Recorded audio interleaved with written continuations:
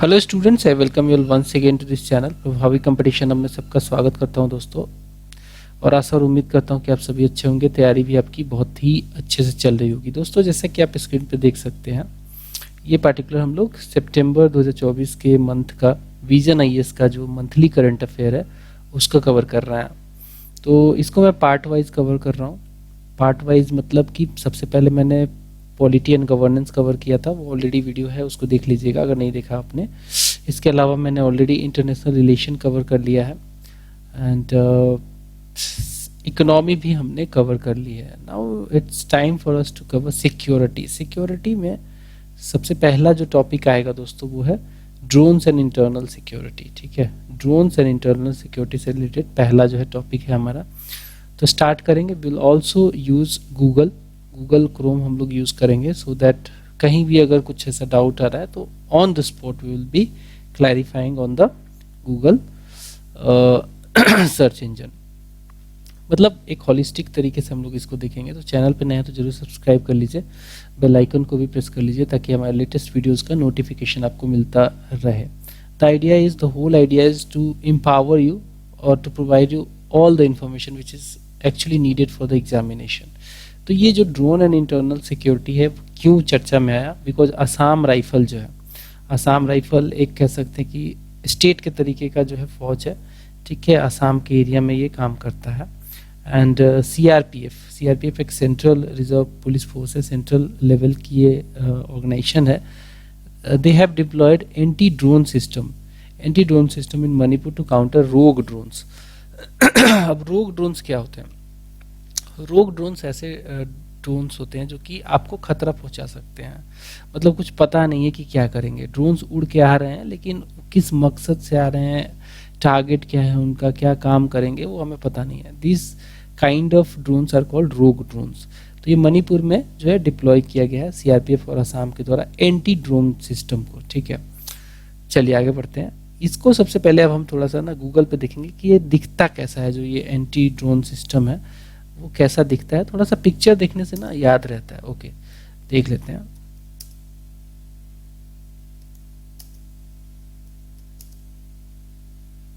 मणिपुर, ठीक है, असम, सेम चीज आ गई यहाँ पे। Assam rifle has deployed anti drone system in the fringe areas of Imphal valley. तो पिक्चर देख लेते हैं कैसा दिखता है ये। देखिए, ये है एंटी ड्रोन। अब ये क्या करेगा, जैसे कुछ आएगा तो ये जवान खड़ा है और इससे जो है इसको शूट कर देगा। ये ड्रोन आ रहा है, ये एम लेके इसको उड़ा देगा। तो यही है एंटी ड्रोन सिस्टम। ठीक है, सिंपल, आपने पिक्चर देख लिया, आपको समझ में आएगा मशीन कैसी दिखती है। तो मोर ऑन न्यूज अगर देखें, मोर ऑन न्यूज, तो मणिपुर जो है, मणिपुर आर्म्ड मिलिटिया जो है ग्रुप, मणिपुर का जो आर्म मिलिटिया ग्रुप है, they are using impact explosions, they are using impact explosive attached to drone that can fly at higher altitude to drop the bomb।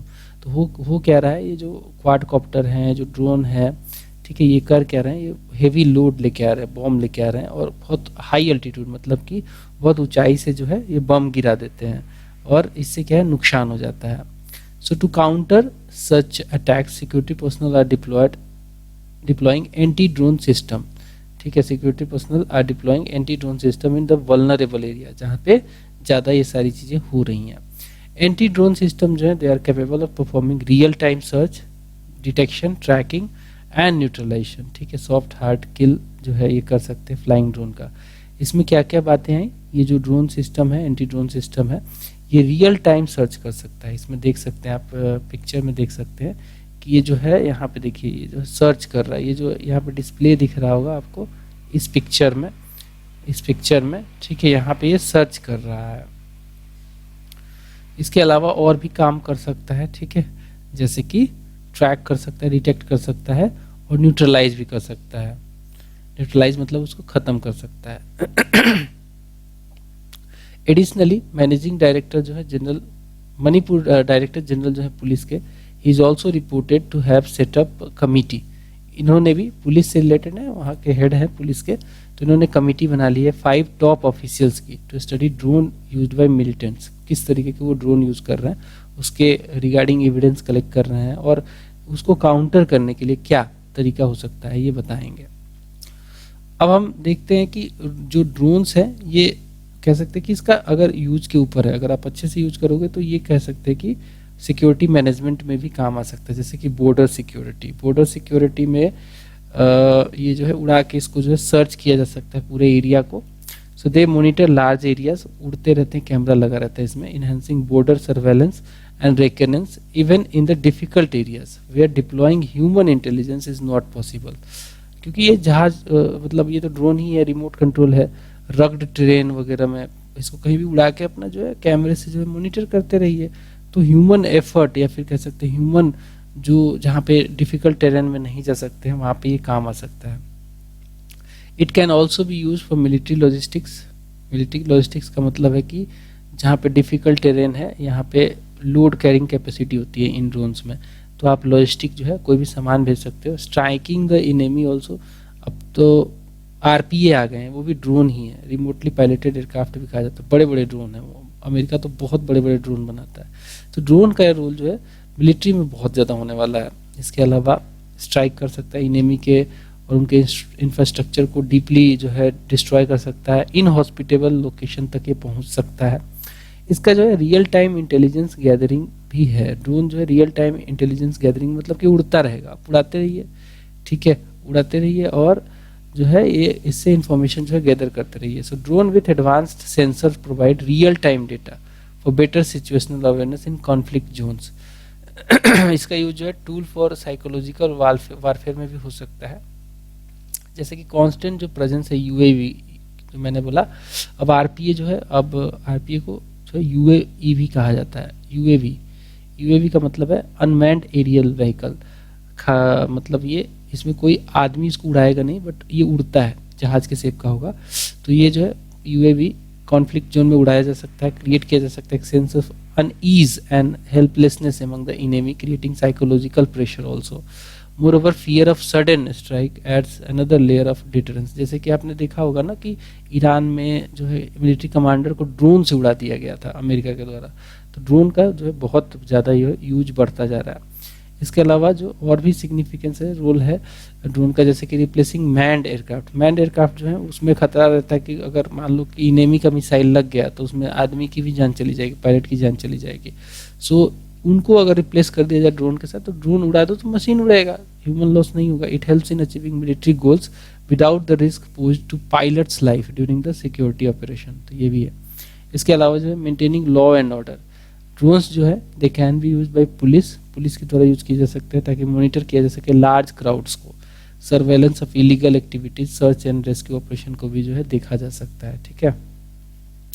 इसके अलावा प्रिसीजन टारगेटिंग हो सकता है। ड्रोन जो है डीप अंदर तक जा सकते हैं इनेमी टारगेट को। प्रिसीजन अपने पूरा जो है मतलब प्रिसीजन क्या होता है कि मतलब आपने जहाँ सोचा वहीं पे आपने बिल्कुल टारगेट को अचीव कर लिया, जिस टारगेट पे बॉम्ब गिराना था वहीं पे गिरा दिया। सर्जिकल स्ट्राइक्स पॉसिबल है इनसे। सो अनमैन्ड एयर व्हीकल्स जो होते हैं they are equipped with laser guided missiles. Laser से गाइडेड जो मिसाइल होते हैं बिल्कुल एग्जैक्ट जहाँ पे लेजर पड़ेगा वहीं पे मिसाइल जाके गिरेगा।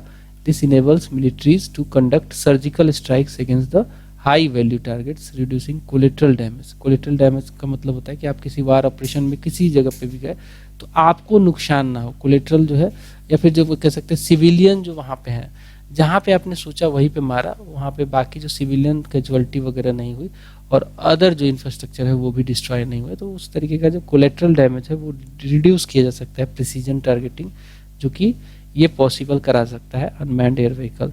इसके अलावा कॉस्ट इफिशियंसी भी है, स्केलेबिलिटी भी है।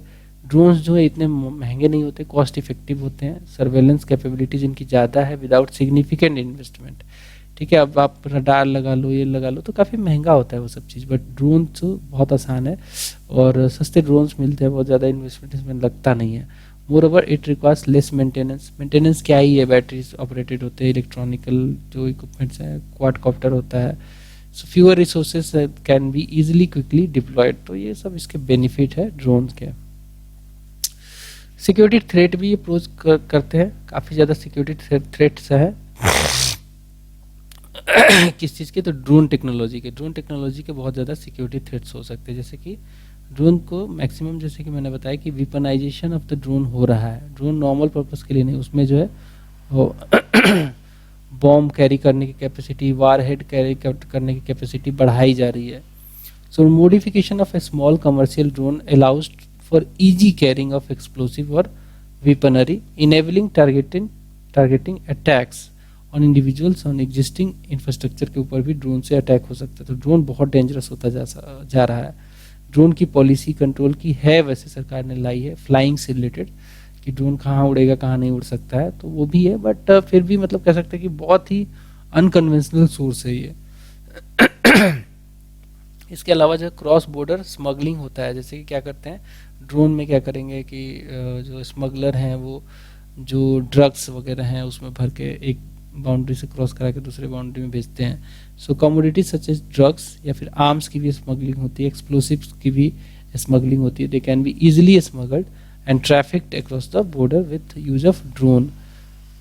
इसके अलावा disruptions of critical infrastructure, drones can carry out cyber attacks, electronic jamming और physical attacks to disturb the infrastructure network. मान लो कहीं पे नेटवर्क है, उसी पे जाके बॉम्ब गिरा दिया, तो ये कह सकते हैं कि क्रिटिकल इंफ्रास्ट्रक्चर को भी डिस्ट्रॉय कर सकता है. इसके अलावा प्राइवेसी कंसर्न्स हैं. Drone loaded with a high definition camera, वो क्या है या फिर गैजेट्स जो है कॉमन सिटीजन की प्राइवेसी को काफ़ी ज़्यादा जो है खतरे में डाल रहे हैं. ठीक है कि भाई प्राइवेसी तो एक फंडामेंटल राइट है हमारा, बट ये ड्रोन में जो हाई डिफिनीशन कैमरा है वो कहीं का भी फोटो कहीं का भी आपका किसी भी स्थिति में ले सकता है.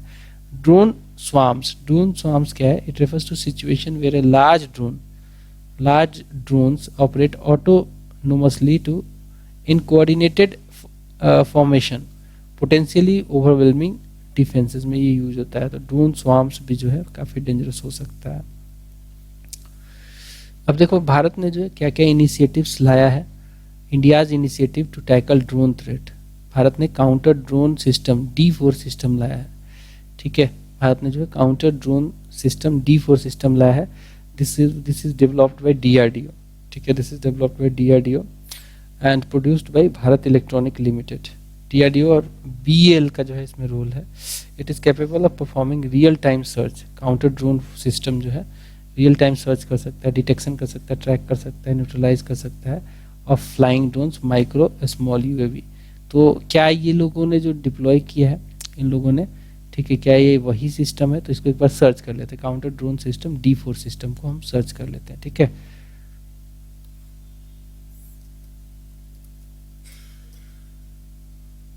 काउंटर ड्रोन सिस्टम ये रहा, देखिए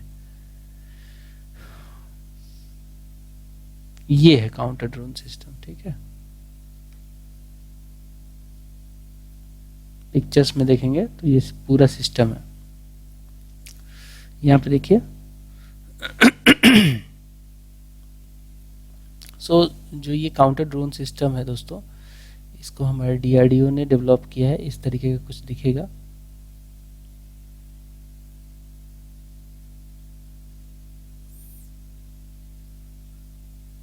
ये गाड़ी पे माउंटेड है, देख सकते हैं गाड़ी पे माउंटेड है ये पूरा सिस्टम. और इसी में जो है न्यूट्रलाइज ट्रैकिंग करने की हर तरीके की जो है ये फैसिलिटी दी गई है. व्हीकल माउंटेड है ये. ठीक है, तो एंटी रोग ड्रोन टेक्नोलॉजी कमेटी बनाई गई है. अगला जो है एंटी रोग ड्रोन टेक्नोलॉजी कमेटी बनाई गई है, establish by ministry of home affairs. Ministry of home affairs के द्वारा ये बनाई गई है to evaluate the technology available to counter rogue drone and certify its effectiveness in dealing with rogue drones. ठीक है, पब्लिक सेंसिटाइजेशन किया जा रहा है on the UAV and drone activity. Public sensitisation किया जा रहा है on UAV and drone activity. Public को अवेयर किया जा रहा है. The public in the border areas have been sensitised about potential security risk associated with the drone activities and are encouraged to report any incidents to BSF and local police को बताने को कहा जा रहा है. कि सेंसिटाइजेशन तो यही होता है ना कि आप सेंस में डाल लें कि कुछ ऐसा UAV आ सकता है तो आपको क्या करना है, BSF को बताना है. Deployment of anti drone system. Anti drone system जो होते हैं they have deployed in the border areas Punjab में टू काउंटर ड्रोन थ्रेट, क्योंकि यहाँ पे जो है ड्रोन से बहुत सारी चीज़ें होती हैं, ड्रग्स का भी सप्लाई होता है. एंड एंटी रोग ड्रोन SOP जो है has been formulated and implemented in the field units. Detailed vulnerability mapping की जा रही है। It has been carried out along the border such as Indo Pak border, कि कितना जो है एरिया जो है मैप करके दिखाया जाएगा कि यहाँ पे ड्रोन एक्टिविटी होती है और इसमें जो कैसे काउंटर किया जाएगा by deploying vehicles and additional special surveillance equipments equipped with cameras, sensors and infrared alarms. Vulnerability mapping की जा रही है। वे अहेड क्या हो जाएगा, क्या होगा वे अहेड, ठीक है। तो कॉम्प्रिहेंसिव नेशनल एक्शन प्लान आना चाहिए, एक नेशनल लेवल का एक्शन प्लान आना चाहिए इन सब चीज़ों को डील करने के लिए। So a national action should be developed to prevent, protect and respond to and recover from the UAV by non-state armed groups and this including the terrorism related purposes also। 2019 में ministry of civil aviation ने release किया था national counter रोग drone guideline, ठीक है, national counter रोग drone guideline to ले out guidelines assessing the drone threat, ठीक है। अब ये पॉलिसी तो ऑलरेडी है, इसके अलावा हम और क्या कर सकते हैं, अब थोड़ा सा इसके बारे में जान लेते हैं। नेशनल काउंटर रोग ड्रोन गाइडलाइन में एक्चुअली क्या गाइडलाइन आई थी वो एक बार जानना जरूरी है, तो देख लेते हैं। नेशनल ड्रोन रोग काउंटर ड्रोन सिस्टम, ठीक है, नेशनल काउंटर रोग ड्रोन गाइडलाइन। अब ये गाइडलाइन क्या है एक बार देख लेते हैं।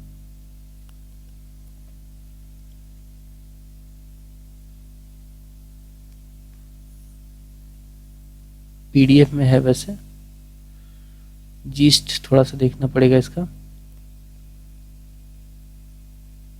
Page can not be found, okay yeast देख लेते हैं।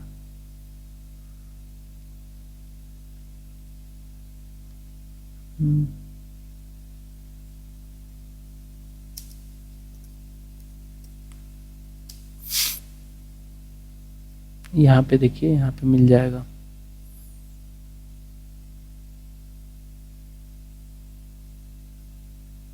ओके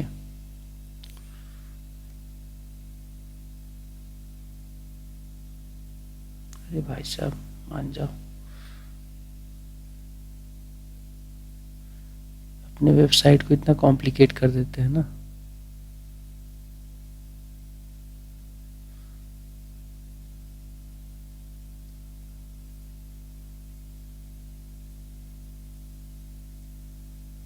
स्काई फेंसिंग किया जाएगा, ड्रोन गन लगाए जाएंगे, इसमें यही है, ठीक है।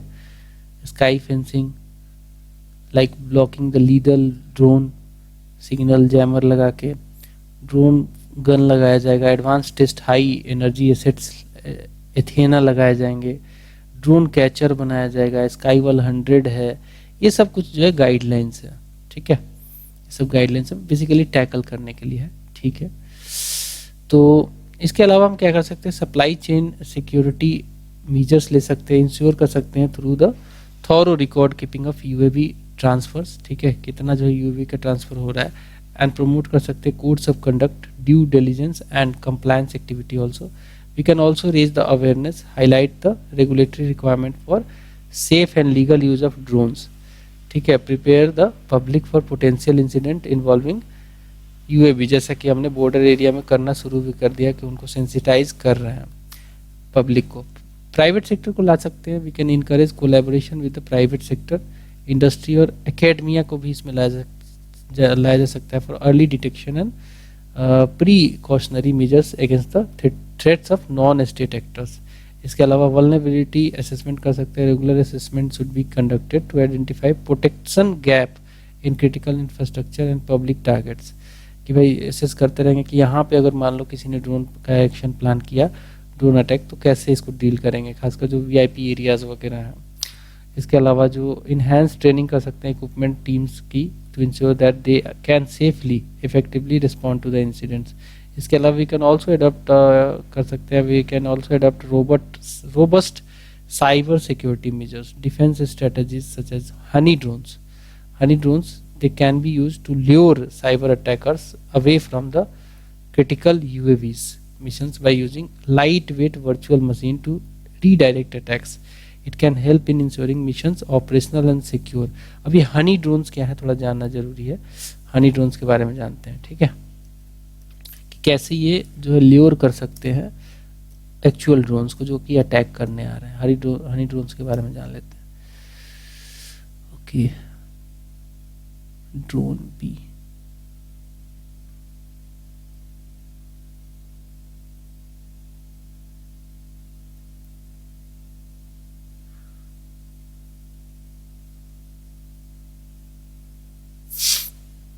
the drone in fertile male is a beehive. The main function of drone is to mate with the queen bee. They will die after mating the, ये तो कुछ और ही था। Honey bee drone, honey drones to counter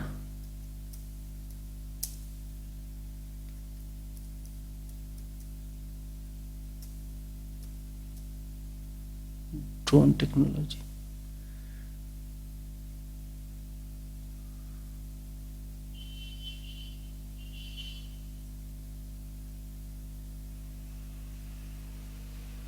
खैर मुझे तो मिल नहीं रहा, आप थोड़ा सर्च करके इसको देखना क्या होता है हनी ड्रोन, ठीक है, ये आपकी जिम्मेदारी है क्योंकि टाइम ज़्यादा वेस्ट नहीं कर सकते। We can also strengthen the operational framework, जैसे कि लाइसेंसिंग है, every drone should be registered, registration कराओ भाई बिल्कुल, ताकि ऐसा अनवांटेड ड्रोन ना घूमता रहे, लाइसेंस उनको मिलना चाहिए। It will ease authorities in identification of the owner of any harmful drone. इसके अलावा जो है हम फ्लाइंग परमिट कर सकते हैं। Flying permit similar to driving licence should be issued to the registered drone, ठीक है। उसको जो भी ड्रोन है बड़ा टाइप का है तो उसको एक कह सकते हैं कि फ्लाइंग परमिट दिया जा सकता है उसको कि ये फ्लाई करेगा कि नहीं करेगा, तो इससे एक रिकॉर्ड रहेगा कि भाई हाँ फलाना फलाना ड्रोन जो है ऑलरेडी परमिटेड है, उड़ रहा है, तो उसकी जांच हो सकती है। मल्टी फैक्टर ऑथेंटिकेशन हो सकता है। Rigid authentication methods can help in stopping several common security threats. इसके अलावा declaration of registered zones, restricted zones, कि भाई यहाँ पे आप ड्रोन फ्लाई नहीं कर सकते हैं। मैप बेस्ड पब्लिक एप्लीकेशंस हम लगा सकते हैं, should also indicate areas that are no fly zones for UAV and drones. Conclusion में देखेंगे एज ड्रोन टेक्नोलॉजी जो है it continues to evolve with advent of emerging technology such as AI, artificial intelligence इसमें use हो रहा है, machine learning use हो रहा है। India should adopt a proactive and multifaceted approach to create a robust regulatory framework and invest in the counter-drone industry to focus on its research and development activities so that it can support law enforcement agencies को support किया जा सके। करेंगे फैटेफ का mutual evaluation report आया है, ठीक है। फैटेफ क्या है? Financial action task force. तो सबसे पहले आप इसी के बारे में जान लीजिए कि फैटेफ होता क्या है। सो बेसिकली फैटेफ जो है इसकी जेनेसिस 1989 में हुई थी। फैटेफ फाइनेंशियल एक्शन टास्क फोर्स इसको कहते हैं। ऑब्जेक्टिव क्या है इसका? Financial systems and broader economy को प्रोटेक्ट करना, फाइनेंशियल सिस्टम और ब्रॉडर इकोनॉमी को प्रोटेक्ट करना from threats of money laundering, ठीक है, ये कीवर्ड है, ठीक है, threats of money laundering and financing of terrorism and proliferation, ठीक है।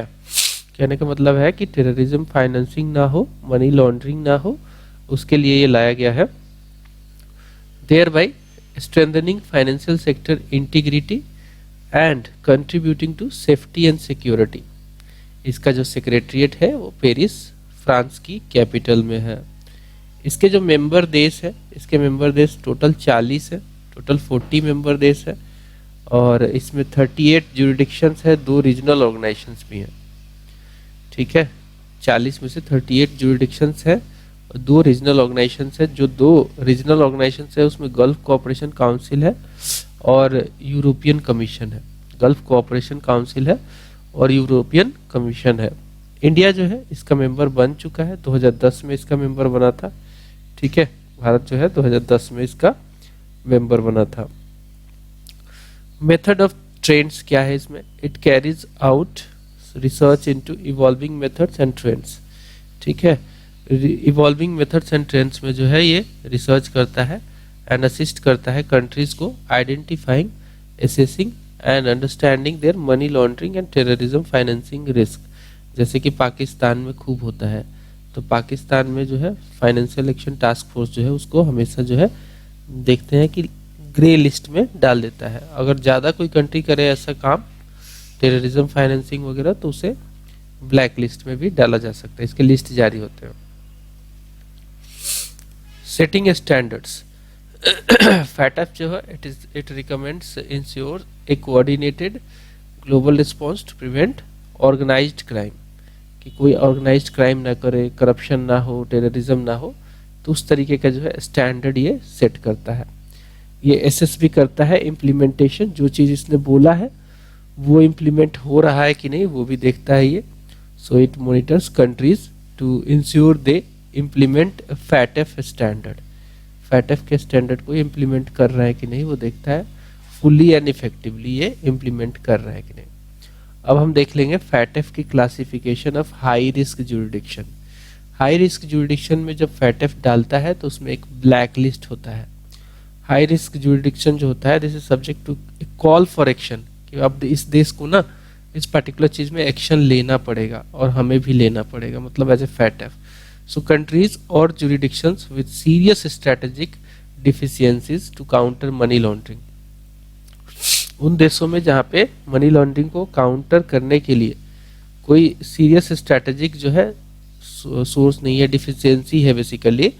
इसके अलावा जो टेररिज्म फाइनेंसिंग है वो कर रहे हैं, फाइनेंसिंग प्रोलिफरेशन कर रहे हैं, तो उनको जो है वो लिस्ट में डाल दिया जाता है। करेंटली इट इंक्लूड्स 3 कंट्रीज, इसमें एक तो डेमोक्रेटिक रिपब्लिक ऑफ कोरिया है, इसमें ईरान है और म्यांमार है, ठीक है। अब जैसे ये न्यूक्लियर वगैरह में वो करते हैं ना, तो इसलिए इनको डाला गया है। ईरान को पीपुल रिपब्लिक ऑफ कोरिया तो करता ही है। सो जुरिडिक्शंस अंडर इंक्रीज्ड मॉनिटरिंग, अगर लगता है कि भाई ये देश अब जो है खतरा बन सकता है तो उसको इंक्रीज्ड मॉनिटरिंग यानी कि ग्रे लिस्ट में डाल दिया जाता है, ग्रे लिस्ट में डाल दिया जाता है। So countries actively working with FATF to address strategic deficiency, जो ऑलरेडी फैटफ के साथ उसके स्ट्रेटेजी को फॉलो करते हुए काम कर रहा है in their regime to counter money laundering, terrorism financing and proliferation financing. Proliferation क्या होता है कि आप जो है कुछ इस तरीके के हथियार जो है बना रहे हो जो डेंजर हो सकते हैं, बहुत ज़्यादा खतरा पैदा कर सकते हैं। इसमें इस लिस्ट में जो है पाकिस्तान शामिल रह चुका है कई बार। ओके, सो अब आते हैं अपने फैटफ के बारे में जानकारी हो गई, तो फैटफ का जो है म्यूचुअल इवेल्युएशन रिपोर्ट आया उसके बारे में जानते हैं। क्यों न्यूज़ में आया? क्योंकि फैटफ ने recently mutual evaluation report India के लिए जारी किया है, इंडिया के लिए जारी किया है mutual evaluation report for India, title anti money laundering, anti money laundering इसका टाइटल रखा है, एंड काउंटर टेररिज्म फाइनेंसिंग, ठीक है, इसका टाइटल रखा है।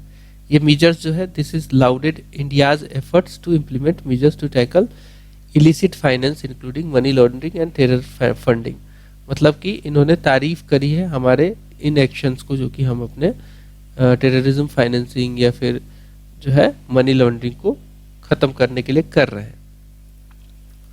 की हाइलाइट्स देख लेंगे। It emphasises that India has achieved A high level of technical compliance, Bharat के बारे में इन्होंने बोला है कि हमने हाई लेवल का टेक्निकल कंप्लायंस जो है किया है, फैटफ के रिकमेंडेशन को हमने फॉलो किया है।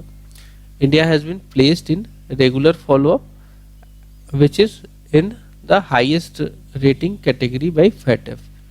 UK, France, Italy, they are among the only G20 countries which have been placed in this category, जिस कैटेगरी में हम लोग हैं। India has made significant progress in financial inclusion, more than doubling the proportion of the population with the bank accounts, जैसे कि हमारा PM Jan Dhan योजना, उसमें बहुत अच्छा काम किया है। इसके अलावा we have also encouraged greater reliance on the digital payment system like UPI। India also achieved positive results in international cooperation, asset recovery and implementing targeted financial sanction for the proliferation financing के लिए, ठीक है। तो इसमें भी हमने सब field में काफ़ी ज़्यादा जो है काम किया है, तो कह सकते हैं कि फैटफ के गाइडलाइन को हमने कम्प्लीटली मीट किया है। What is money laundering and terrorism financing? ये क्या होता है, मनी लॉन्ड्रिंग क्या होता है और टेररिस्ट फाइनेंसिंग क्या होता है। तो मनी लॉन्ड्रिंग सबसे पहले देखेंगे। So it is the processing of criminal proceeds, it is the processing of criminal proceeds to disguise their illegal origin, to disguise their illegal origin. It enables the criminal to enjoy these profits without jeopardizing their sources. तो ये होता है money laundering. क्या है stages of money laundering? Placement, that is moving the funds from direct association with the crime. ठीक है, crime के कोई एक्टिविटी है, कोई ऑर्गेनाइजेशन है ऐसा जो कि क्या कर रहा है, वहां पे पैसा जो है लेन देन करवा रहा है। ठीक है, मनी लॉन्ड्रिंग का मतलब ये भी होता है कि भाई आप पैसा वैसा जो कि मतलब जो कि टैक्सेबल होना चाहिए उसको आप जो है क्या कर रहे हो, उस पैसे को बिन टैक्स के उससे हटा के आप मनी लॉन्ड्रिंग कर रहे हो, या फिर अपना इलिसिट पैसा जो है लीगल बना रहे हो। इसके अलावा जो है layering, disguising the trail to foil pursuit, कि कहाँ से पैसा आया, कैसे आया, उसको जो है आप मिटा रहे हो। Integration, making money available to criminal from what seem to be legitimate source. ठीक है, लेजिटिमेट सोर्स से भी अगर आप पैसा निकाल के जो है अगर क्राइम वाले लोगों को देते हो तो वो भी मनी लॉन्ड्रिंग में ही आएगा। टेररिस्ट फाइनेंसिंग तो सब जानते हैं, टेररिज्म को जो फाइनेंस करे पैसा। So it encompasses means and methods used by terrorist organisation to finance activities that pose a threat to national and international security. कहाँ पे थ्रेट कर रहा है, ये नेशनल और इंटरनेशनल सिक्योरिटी को थ्रेट करेगा, वैसे चीज में आप पैसा ले जा रहे हो। और ये कौन फॉलो करता है, terrorist organisations. It can come from both legitimate मतलब कि एक नॉर्मल सोर्स से आप जो है कानूनी तौर पे पैसा भेज रहे हो तो इसका जो है लेजिटिमेट सोर्स हो सकता है। कह सकते हैं कि profits from businesses and charitable organisations. और एक होता है क्रिमिनल सोर्सेज, जहाँ पे ड्रग ट्रेड किया आपने, वेपन स्मगलिंग की, किडनैपिंग करके पैसा ले लिया और उस पैसे को टेररिज्म फाइनेंसिंग में यूज कर रहे हो, तो वो जो है क्रिमिनल सोर्स या फिर इलिजिटिमेट जो है सोर्स कह सकते हैं। अब हम देख सकते हैं कि स्टेजेस ऑफ टेररिस्ट फाइनेंसिंग क्या क्या है, क्या क्या स्टेजेस है टेररिस्ट फाइनेंसिंग के। तो सबसे पहले तो फंड रेज करना, raising the fund, that is from the donation. कई बार डोनेशन लेते हैं वो धर्म के नाम पे, या फिर एक मुद्दा ब्रॉडर बता के कि हम इस मुद्दे के लिए काम करते हैं, डोनेशन दे दीजिए। सेल्फ फंडिंग, खुद का पैसा लगा दिया जो टेररिस्ट है, या फिर बड़े बड़े लोगों से ले लिया। क्रिमिनल एक्टिविटी से कर सकते हैं, रैंसम वगैरह करके। ट्रांसफरिंग फंड, दूसरे स्टेज में क्या होता है, वो फंड को ट्रांसफर किया जाता है।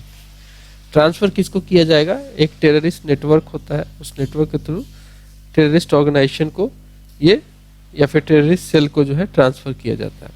यूजिंग फंड, इन सब पैसों को जो है नेशनल और इंटरनेशनल पीस को खराब करने के लिए किया जाता है, परचेज करने के लिए, वेपन्स, बॉम्ब मेकिंग इक्विपमेंट्स, ऐसे चीज़ों पे खर्च किया जाता है। पेमेंट किया जाता है इसी पैसे का रिक्रूटमेंट एंड ट्रेनिंग के लिए, जिहादीज बनाए जाते हैं, सुसाइड बॉम्बर्स बनाए जाते हैं। फाइनेंस किया जाता है living expenses of terrorism, terrorist के जो खर्चे उनके रहने के लिए, उनकी चीज़ों के लिए खर्च हो रहा है, उसको फाइनेंस किया जाता है इन सब चीज़ों से।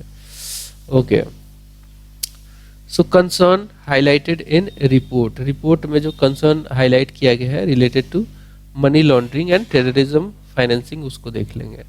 सो इसमें कहा गया है कि main source of money laundering जो है that is illegal activities committed within country including cyber enabled frauds. ठीक है, इन्होंने कहा है कि जो इलीगल एक्टिविटी होती है देश में ही, साइबर इनेबल्ड फ्रॉड से, जिसमें कि आप किसी का पैसा मार लिया आपने ऑनलाइन, या फिर करप्शन या फिर ड्रग ट्रैफिकिंग से पैसा जो है मनी लॉन्डर किया जाता है। फिर जो है सिक्योरिटी थ्रेट्स क्या है, Islamic State in Iraq and Levant, ISIL and al Qaeda जैसा जो है they linked groups are active in and around the Jammu and Kashmir. Bharat की बात करें स्पेशली तो हमारे यहाँ Islamic State in Iraq and Levant जो है और अलकायदा जो है जम्मू कश्मीर में ये काम करवा रहा है। Also regional insurgencies like north east and north of India, the left wing extremist groups, ये सब भी जो है ये काम कर रहा है। Legal systems and operational issues की बात करेंगे तो नंबर ऑफ जो मनी लॉन्ड्रिंग कन्विक्शंस है they have been significantly impacted by series of constitutional challenges settled in 2022 with many cases pending trial and saturation of court system. There have been only 28 money laundering convictions over the last 5 years.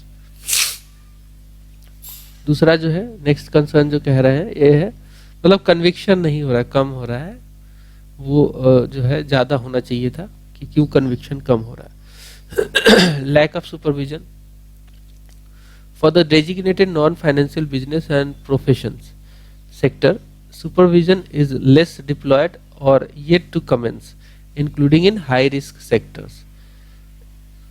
Money laundering and जो terrorism finance है, risk of dealers in the precious metals and stools, ठीक है, are not sufficiently mitigated by a prohibition on cash transaction under tax law. ये सब जो होता है ना प्रीशियस मेटल जैसे डायमंड हो गया, स्टोन्स वगैरह, तो ये जो है इसमें अगर टेररिज्म फाइनेंसिंग का बड़ा अमाउंट जो है हो जाता है तो बहुत जो है इसको अंडर सुपरविजन लाना चाहिए. टैक्स लॉ में जो है कह सकते हैं कैश ट्रांजैक्शन को अवॉइड करके यहाँ पे अगर डिजिटल ट्रांजैक्शन किया जाए तो ज़्यादा बेटर होगा.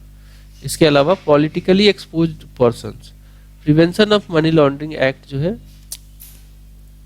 उसके rules, direction, guidelines issued by financial sector like Reserve Bank of India, SEBI है, Security and Exchange Board of India बोलते हैं, इरडाई है, Insurance Regulatory Development Authority of India, और PFRD Pension Fund Regulatory Development authority.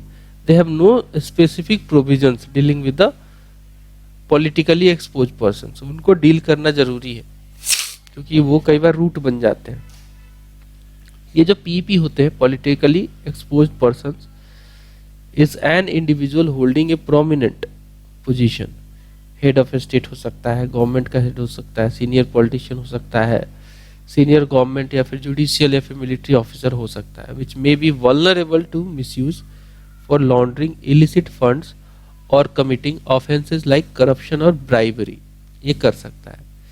अब legal framework and government agencies जो कि इन सब चीज़ों के लिए Prevention of money Laundering Act के तहत जो है एंड काउंटर जो टेररिज्म फाइनेंसिंग है उसके लिए क्या क्या है. So Prevention of money Laundering Act है हमारे पास, ठीक है, 2002 में ये पास हुआ था to prevent money laundering and to provide confiscation of property involve in money laundering matter. अगर आप इन्वॉल्व हो मनी लॉन्ड्रिंग मैटर में तो आपका जो है प्रॉपर्टी को जब्त कर लिया जाएगा. कॉन्फिस्केशन का जो है प्रावधान है. नेक्स्ट कहता है कि अनलॉफुल एक्टिविटीज प्रिवेंशन एक्ट है, 1967 में आया था. टू प्रिवेंट अनलॉफुल एक्टिविटीज, किस चीज के लिए है? To prevent unlawful activities and terrorism activities including terrorist financing. इसको रोकने के लिए ये लाया गया था. 1967 में ये एक्ट बना था. 1967 में ये एक्ट बना था. नेक्स्ट देख लेंगे. नेक्स्ट कहता है कि financing intelligence unit of India, financial intelligence unit of India भी है. इसको सेटअप किया गया था 2004 में as a central national agency. किस तरीके से सेटअप किया गया था? As a central national agency for receiving, processing, analysing and disseminating information relating to suspect financial transactions. इसके अलावा डायरेक्टरेट ऑफ इन्फोर्समेंट है, ईडी जिसे कहते हैं. It is responsible for investigation and prosecution of money laundering offences and confiscation of proceeds of crime under the PMLA across India. ठीक है, तो ये सब चीजें इसके बारे में थी. और भी देखेंगे कि पॉलिसीज जो इम्प्लीमेंटेड हुई है एंड आइडेंटिफाइड रिस्क जो है भारत में, वो एक बार देख लेंगे.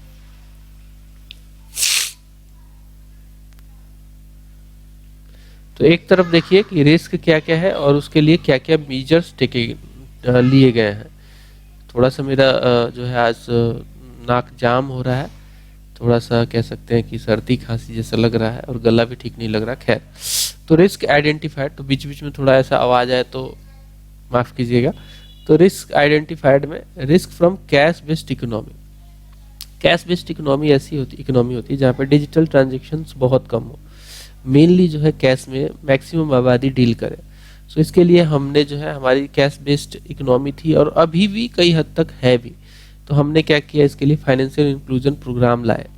इसमें हमने जैम ट्रिनिटी करी, ठीक है, हमने जनधन योजना को आधार और मोबाइल नंबर से जोड़ा और यूनिक बायोमेट्रिक आइडेंटिफिकेशन नंबर सबको दिए, रेसिडेंट आधार कार्ड सबका बनवाया, access to zero balance account दिए, जनधन योजना, और कह सकते हैं कि जैम ट्रिनिटी का यूज किया हमने, जिसमें जनधन योजना, आधार और मोबाइल नंबर को लिंक कर दिया। फिर नेक्स्ट जो हमारी रिस्क वाली चीज है वो है non visibility of business supply chain. Non visibility of business supply chain, कि हमने बिजनेस सप्लाई चेन को, बहुत सारी एक्टिविटी को जो है नहीं हम मॉनिटर कर पा रहे हैं, उसके लिए हमने जो है इंट्रोडक्शन किया गुड्स एंड सर्विसेज टैक्स का 2017 में, requiring E invoices and E bills and central data collecting agency allowing transparency of supply chain. अगला जो रिस्क हो सकता है वो रिस्क फ्रॉम बैंक फ्रॉड हो सकता है, तो हमने इसके लिए access to central fraud registry जो है हमने किया, ठीक है, access to central fraud registry हमने किया। इसके ये एक वेब बेस्ड सर्चेबल डेटाबेस है ऑफ फ्रॉड इस्टेब्लिश्ड इन 2016। ये एक वेब बेस्ड सर्चेबल डेटाबेस है of frauds established in 2016। Next जो है वह करप्शन रिस्क है। सो हमने इसके लिए क्या किया, करप्शन ना हो उसके लिए क्या किया, हमने अमेंडमेंट कर दिया, हमने प्रिवेंशन ऑफ करप्शन एक्ट 2018 में हमने क्या किया, करप्शन रिस्क ना हो उसके लिए हमने क्या किया, अमेंडमेंट कर दिया of prevention of corruption act, clarifying liability of senior management in commercial organizations and enhancing punishment for accepting bribes. Next जो है वो है risk from undisclosed foreign assets, कि हम कई बार ऐसा लगता है कि अनडिस्क्लोज्ड जो फॉरेन एसेट है वो भी यूज हो सकता है, तो उसके लिए हमने mutual legal assistant treaty MLAT portal लाया।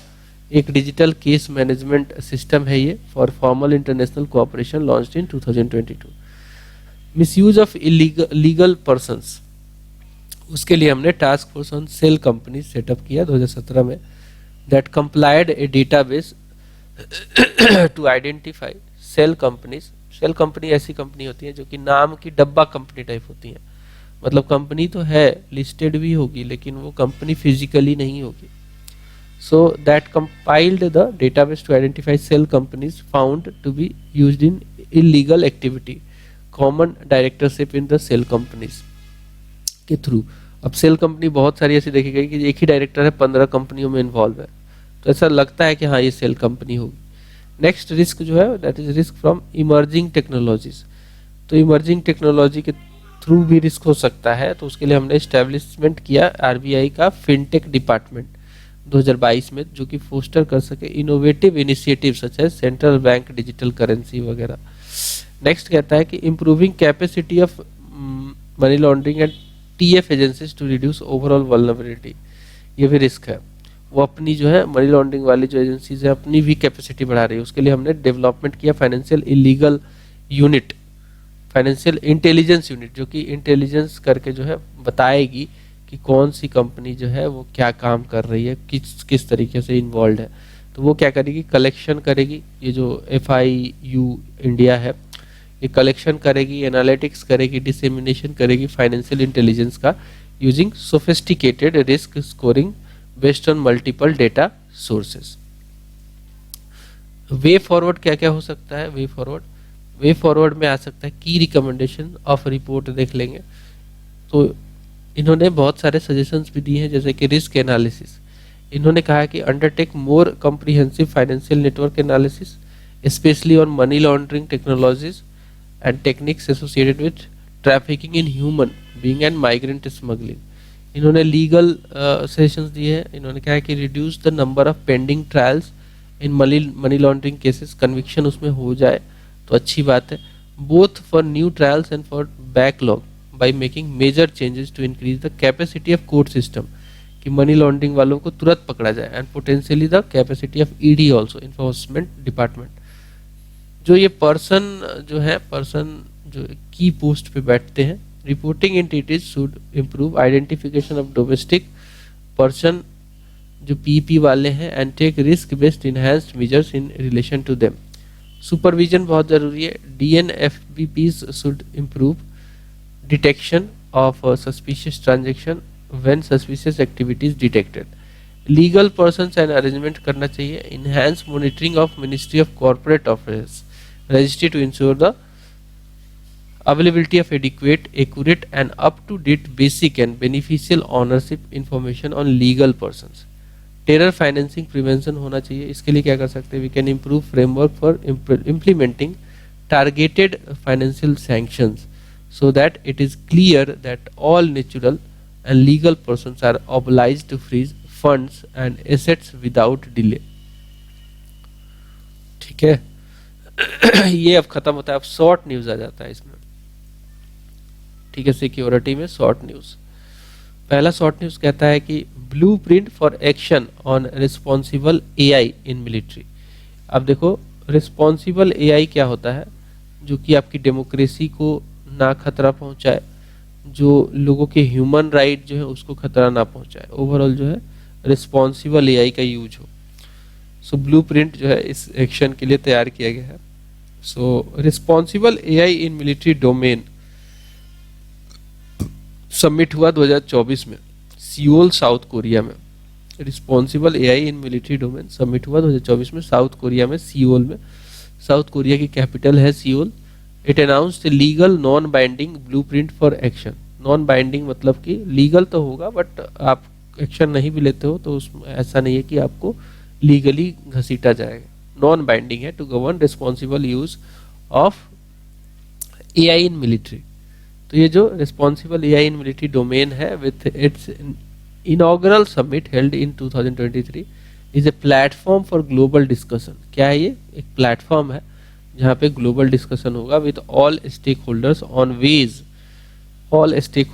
On ways to ensure responsible military application of AI. ठीक है, रिस्पॉन्सिबल मिलिट्री एप्लीकेशन होगा एआई का।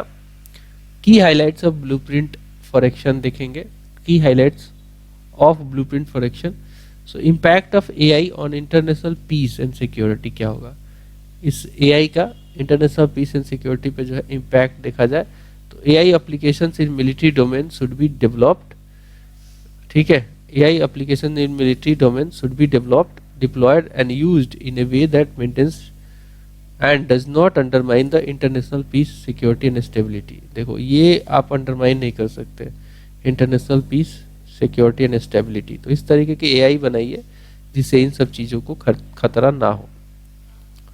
Recognise that AI applications can present foreseeable and unforeseeable risk, including risk of an arms race, miscalculation, escalation, lowering threshold of conflict, stresses the need to maintain human control and involvement for all actions critical to information and execution sovereign decisions concerning nuclear weapons employment without prejudice to ultimate goal of world free nuclear weapon. Implementing responsible AI is also important in military domain. AI applications should be ethical, human-centric, applied in accordance with the applicable national and international law. Promote dialogue on rigorous testing and evaluation protocols. Future governance of AI in military domain.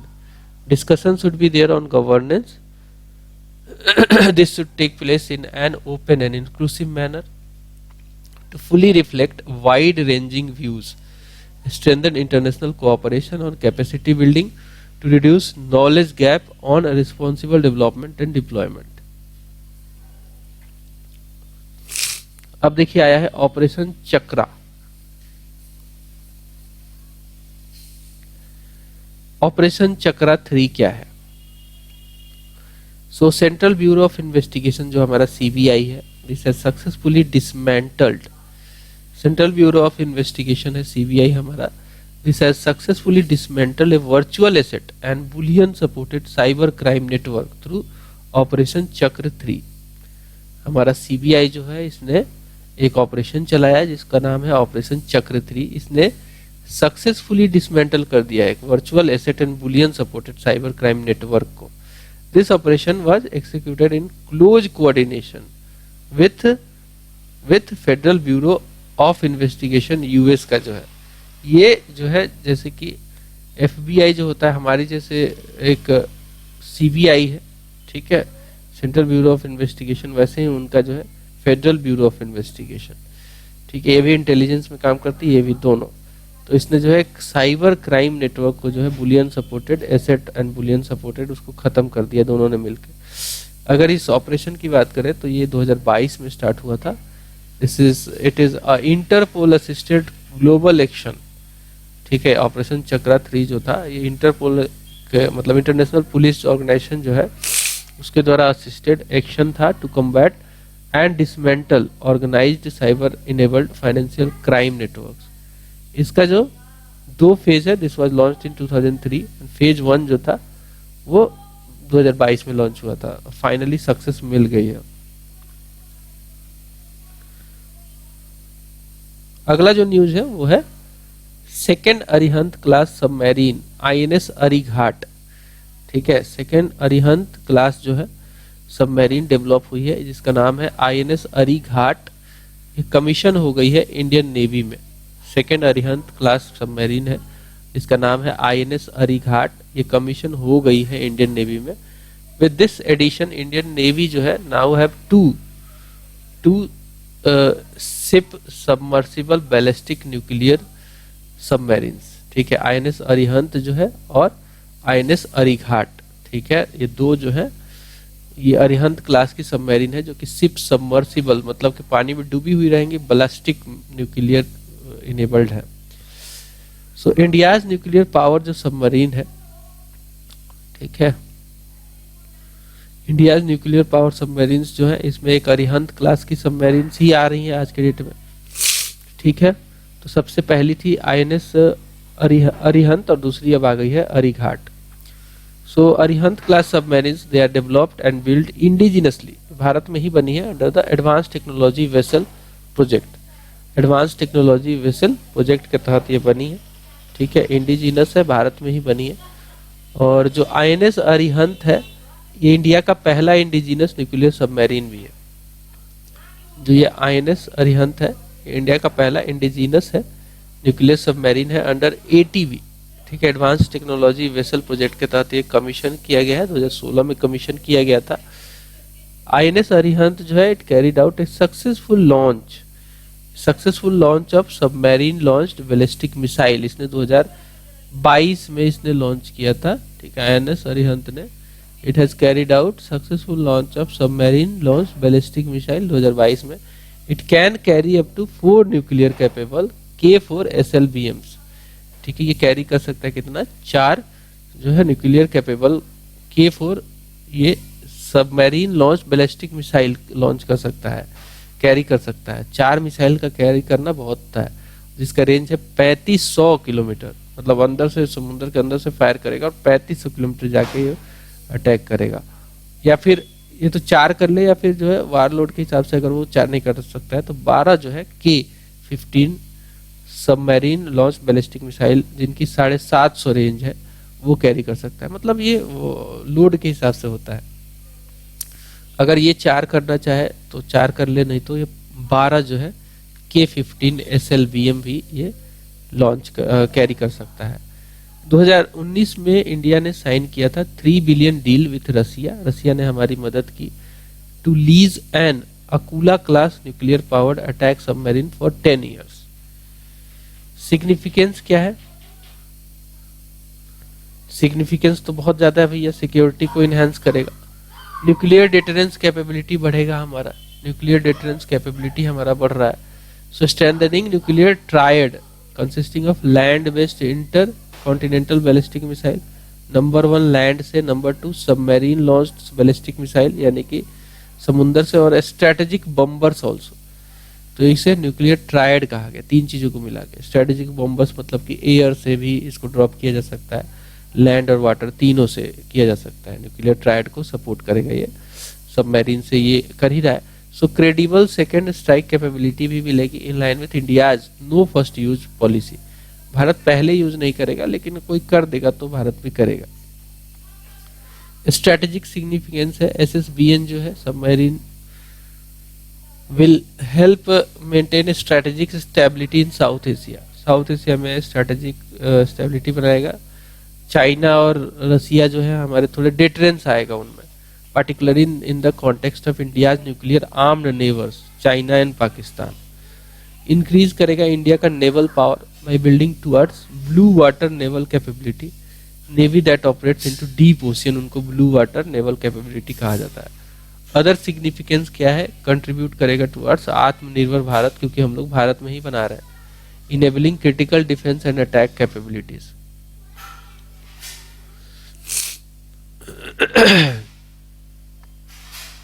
अगर हम देखें issues with India submarine capability की, तो सबसे बड़ा जो issue है वो चाइना का चैलेंज है। चाइना जो है करेंटली ऑपरेट करता है 6 जिन क्लास SSBN, ठीक है। चाइना जो है रिसेंटली जो है ऑपरेट किया है इसने 6 Jin class SSBN, each equipped with JL-2 ballistic missile, जिसका रेंज जो है देख सकते हो 7200 किलोमीटर है। हमारा मैक्सिमम कितना था, 3500 किलोमीटर। 3500 किलोमीटर और 7200 किलोमीटर में डबल का अंतर है।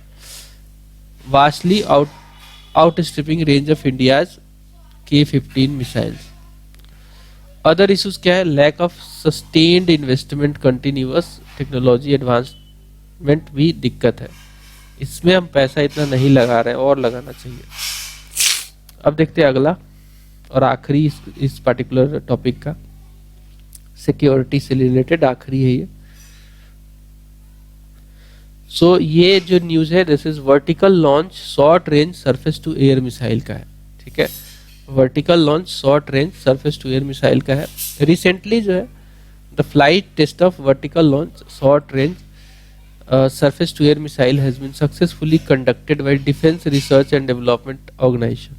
DRDO है जो, ये हमारे डिफेंस के इक्विपमेंट्स डेवलप करने में काम करती है, एंड इंडियन नेवी ने जो है इनको सपोर्ट किया था क्या बनाने में, तो ये बनाया है इन्होंने VLSR-SAM, that is vertical launch short range surface to air missile from the integrated test range. ये चांदीपुर से ऑफ कोस्ट उड़ीसा में पड़ता है, यहाँ से जो है लॉन्च किया गया है।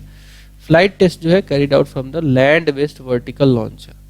फ्लाइट टेस्ट कैसे किया गया, लैंड बेस्ड वर्टिकल लॉन्चर से ये किया गया। अगर हम बात करें vertical launch short range surface to air missile की, so it is vertically launched, ये वर्टिकल ऐसे लॉन्च होता है, ठीक है, surface to air missile with all weather capability for the use by Indian navy. It is a ship borne weapon, ship पे रहेगा mounted, design to neutralize various aerial threat, जैसे कि हो सकता है कोई एयरक्राफ्ट आ रहा हो, कोई स्कीमिंग टारगेट हो।